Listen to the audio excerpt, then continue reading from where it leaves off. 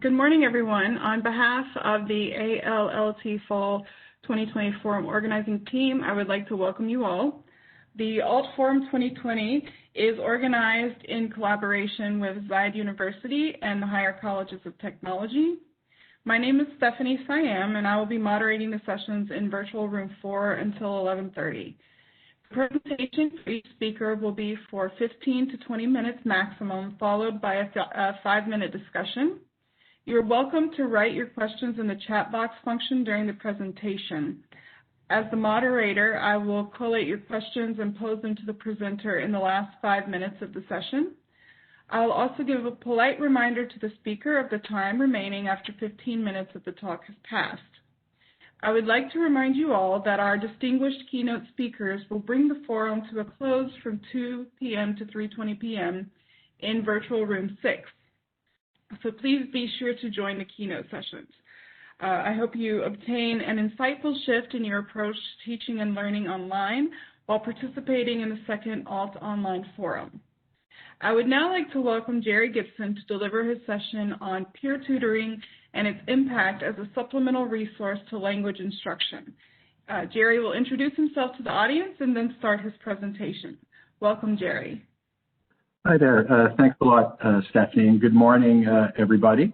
My name is Gerry Gibson, and I've been teaching here in the UAE for the Higher Colleges of Technology for the past 13 years in Ras Al Khaimah at both campuses, the men's and the women's campus, primarily teaching in the Foundations English and English Communications program, but on several other programs as well. But more recently, within the last 3 years, which is why I'm here today, I'm now the coordinator for what's called the Success Center, or the Academic Success Program. And you know, this is sort of outside of the scope, maybe a little bit of what we're doing today in terms of actually bringing ideas into the classroom and what you can use in terms of your teaching. But peer tutoring as a resource I've found to be an excellent supplemental resource as it has grown under my watch at the college, and that's what I'm going to present to you today: how we started, how it grew, and how maybe you might want to get involved or maybe start something up on your campus wherever you are in terms of your teaching situation. So let's begin.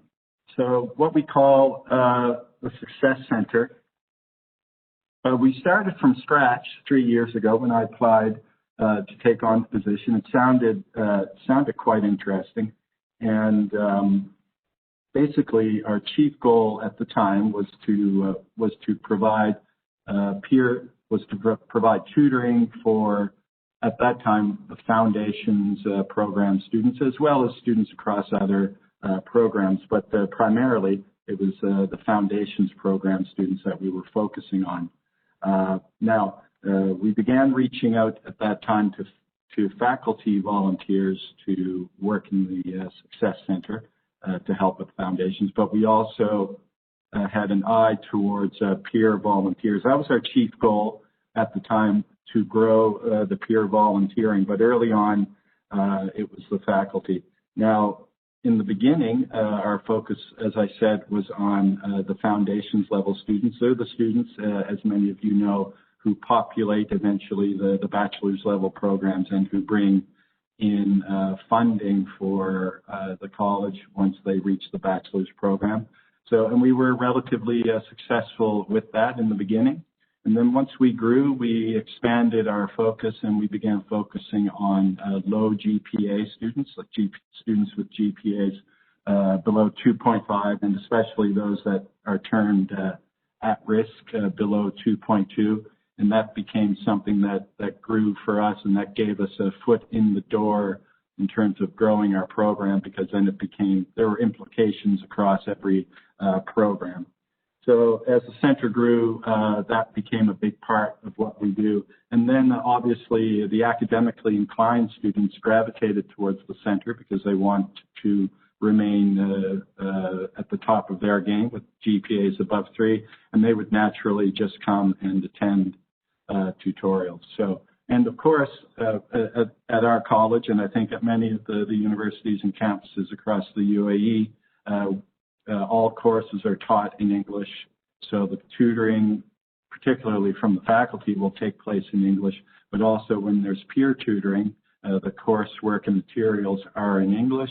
So this is perhaps an indirect opportunity for second language acquisition once that takes place. So we really highly encourage peer volunteers to get involved, and that's sort of the beginning of the Success Center and how it grew. So I'm going to take you through a lot of that and how we were able to grow it, and hopefully you can learn a few things and perhaps get involved on your end. So as I said, in terms of how the ship sailed, we began as a jumping off point with the Foundations program. So we had English Foundations and then also the prerequisite for the math.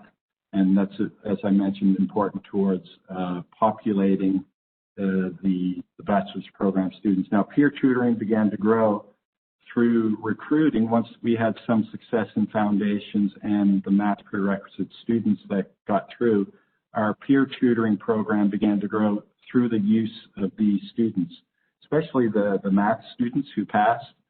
We were able to recruit them as peer tutors going forward for the next group that came through, the next group of math students that required the peer tutoring. So they were, in the beginning, our first peer tutors, and they continue to work for us, and it was as a result of them, through them, the peer tutoring program has grown. Okay, so it was important for us to stay the course with them. They also continue to attend tutorials delivered by other peers and by faculty, but also they were the ones who were really our first peer tutors, and they were the ones who sort of recruited other peers and made it look like a really exciting and new thing for them to get involved in. Also, in terms of growing the center, in the beginning, we didn't have much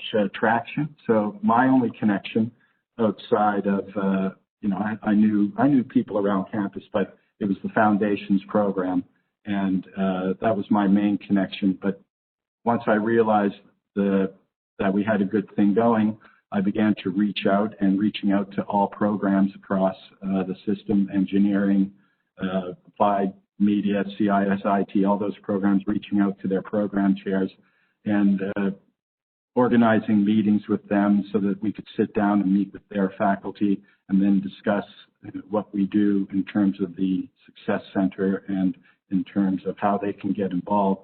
And that part of it was the initiative on our part, because we didn't really have those inside connections with those programs. We didn't know their chairs very well, so we had to reach out and think outside the box. And that was really useful and very helpful at that point to sort of go out there ourselves and to create those contacts and create those relationships outside of the ones that we had already. So that helped sail the ship. But really also something that really helped us grow was location.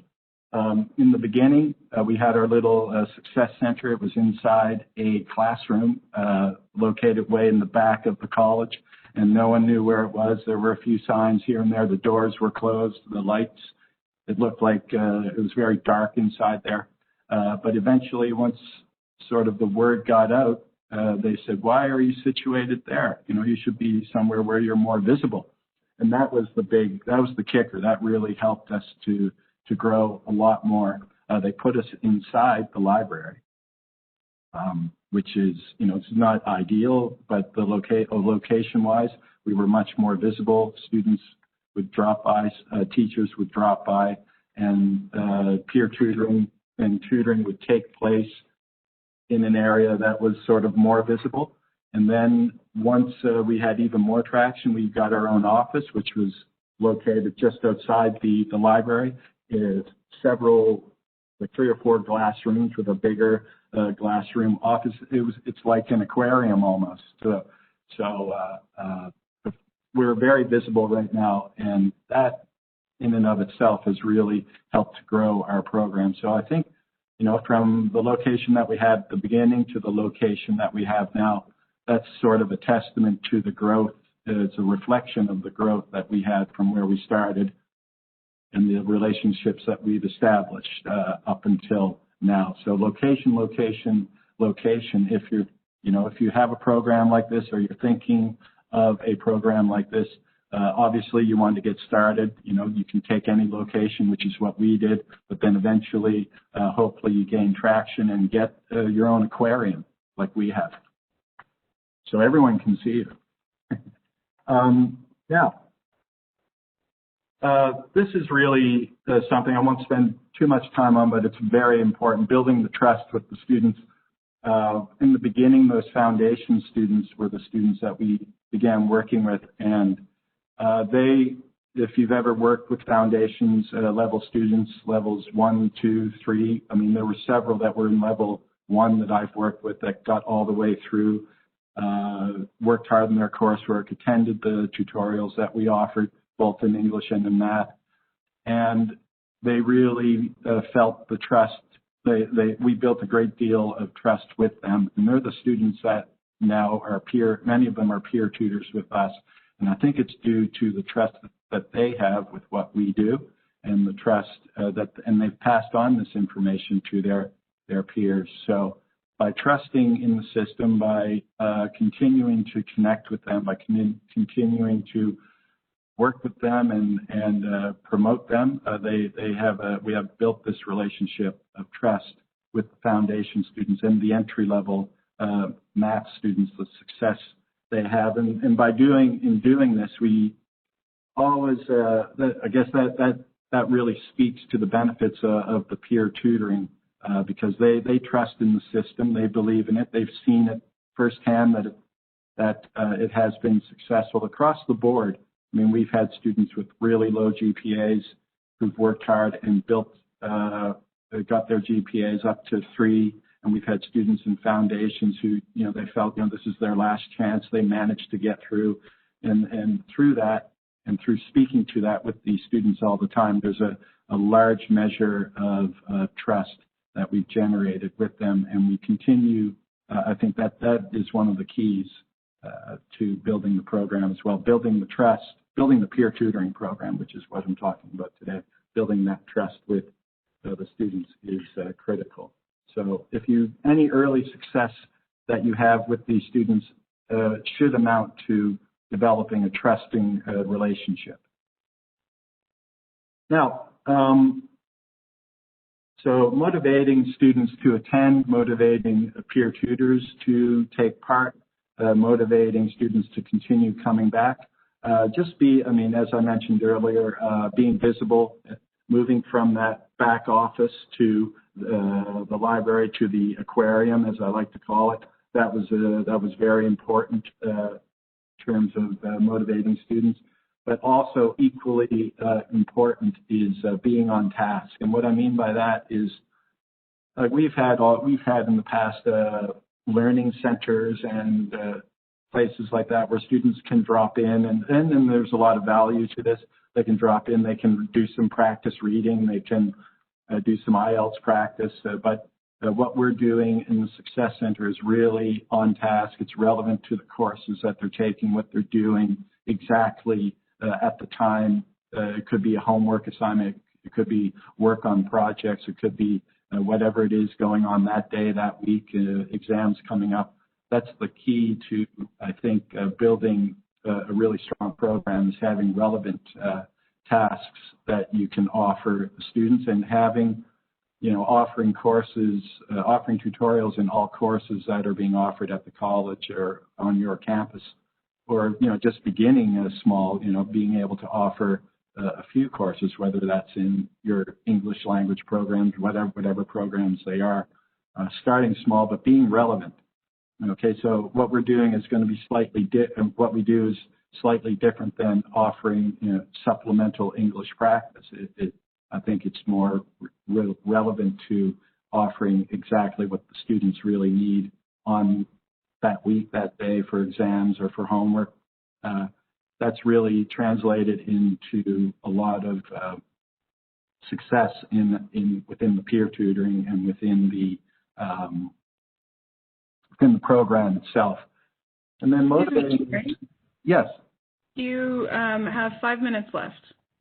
5 minutes. Oh my goodness. Okay. Well, let me get 5 minutes. Okay. Sorry about that. Well, singing the praises, highlighting the improvements, developments, and even just showing up and working hard, singing the praises of the students is really important to motivating them. I'm always, we have students who had low GPAs who've gotten them up to 3, always patting them on the back, always patting the peer tutors on the back for the hours that they've put in during the week and for the hard work that they do in their courses. All of this stuff, I think, as you know, in this culture, it's really, really going to motivate them to take on their academics and take it on full on. So that's a big battle that we fight all the time. But with the Success Center and with what we've been able to achieve in terms of the growth of peer tutoring, singing the praises of the students has been a really big part of that growth. Okay, I'm going to go through this quickly. Building our army of peer tutors. We started with only a few, but now we've got several. Again, being visible is critical. We have a training and reward system. Now, this didn't, just appear out of nowhere, but we began with a training program, a certification program to become a peer tutor. And that we, through the stakeholders that we were able to generate, we had the director of our college sign the certificates and things like that, which added value to it. And eventually, as we grew, we became connected with the volunteer department where students at the end of their bachelor's, they have to accumulate 100 hours or so of volunteer work. They're able to utilize volunteer hours in the Success Center towards that. But not only that, now that we have a lot more traction, there's also a paid option, which is a small amount, but if you have several, if you have 100 hours or so, it will amount to quite a bit. So the students have those options. Okay, let's move on. Now, this is really important. If you want to grow your center, you've got to, the importance of stakeholders, okay? The only stakeholder we had in the beginning was our foundations program, but obviously that branches out. So you need to identify the stakeholders and create them for yourself, build them for yourself. In order to do this, in order to raise the profile of your center, I recommend, this is what I did anyways, I joined several committees to get my voice, my face out there. Invite all faculty and all chairs to set up meetings and introduce the program. Get yourself into a program, whatever the programs that are available on your campus. Go there and speak to what you're doing in the Success Center. Try to get buy-in from faculty and from program chairs so that they can get involved. And one thing that we like to do is get faculty to make peer tutor referrals. Then there's obviously a lot of other stakeholders. I work very closely with, as I said, the volunteer committee, the student life committee, the marketing team, student counselors who work who are always working with the low GPA students, the at-risk students. Having stakeholders like this allows you to infiltrate every part of the campus and every part of the college, and has allowed our Success Center to grow and to thrive and to become part of everyday life at the college. Okay, I'll just skip this part. The marketing of the students. Okay, yeah, marketing is a big part of it. Okay, I'm sorry if I'm going too quickly here. I thought I had a little more time. Marketing is a big part of growing our peer tutor program. We, as I mentioned, one of our stakeholders, they love to hear from us when we have something to promote, and we promote our students. We promote the peers. We promote the testimonials from the students who've been successful through the program.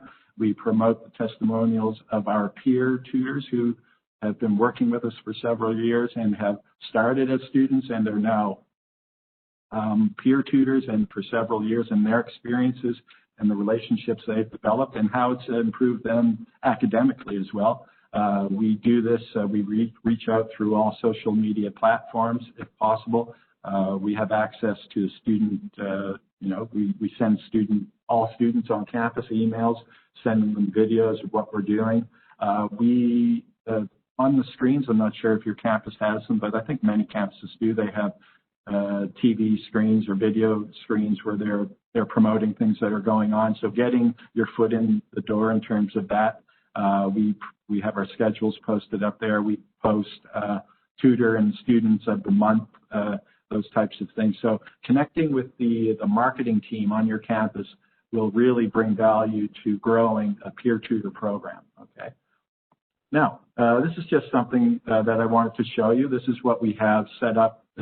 This has grown. It didn't, at the beginning it wasn't like this, but this is how we can schedule a tutorial. The HCT apps team created this.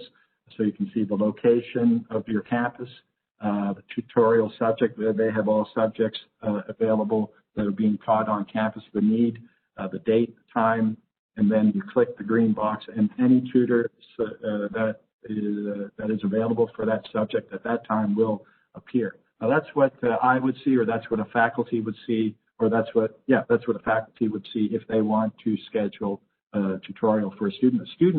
The student view is actually a lot better. What appears is that they'll see only the tutorials that are available at the time that they want, based on the schedule, based on their study schedule. So it's very intuitive, and it allows them to identify tutors and tutorial options based on their specific study schedule. So this is something that was set up by our systems, the applications team system-wide, and it's something that's grown as a result of the growth of our program. And then just in terms of what the tutors can find, they can, within this system, this is a peer tutor. His name is Maktoum from Trak Men's College. From September, this is from this semester, September to November 26th. You can see he's tutored 76 hours. Incredible. During this semester, and he can present. I can also access this, but the faculty. This is also useful for faculty in terms of performance appraisal. So a faculty would enter their name, and they can, it will show how many hours they tutored through the semester, and then they can submit that as evidence for a performance appraisal. But in terms of peer tutors and recorded hours, and the evidence is always very easy to access. And these are our numbers. They were never like this before, but that's what they look like now. At the very bottom of this, on the gray side on the left, at the bottom of that column, you can see faculty tutor hours for this is only for this fall semester, over 1,000 faculty tutor hours. But look at the peer tutor hours. This was reversed 3 years ago. Peer tutor hours are now more than double the faculty tutor hours, which is impressive. And that was our goal in the beginning. I didn't really see it, at that early stages, but then as it grew, I saw things transform. And it's been wonderful to get the students involved this way. Again, although this may not seem like it's connected to second language, what we're doing with this conference today, it is connected, because peer-to-peer learning has proven to be indirectly related to second language acquisition. Did my master's thesis on that several years ago. Maybe the research has changed since then, but I don't think so.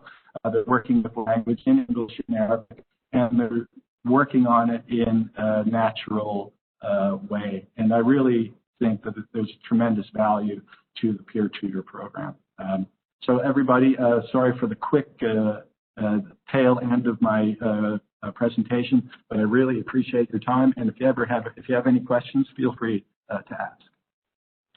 Hi, Gerry. We do have a couple of questions that I'll just pose for you. Just a moment. The first question, just a second.